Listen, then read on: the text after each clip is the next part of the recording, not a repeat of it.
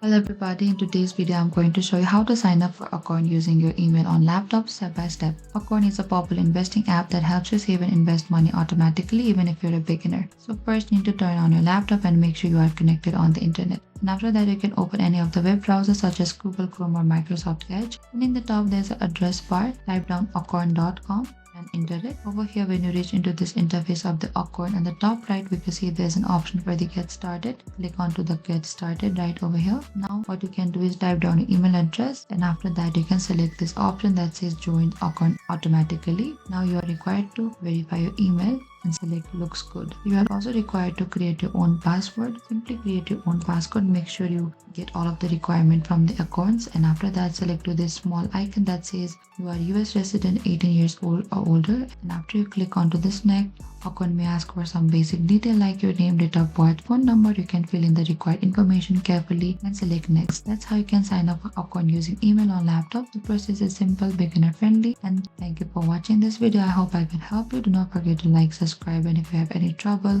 or query, please comment down below and we will reach out to you very soon.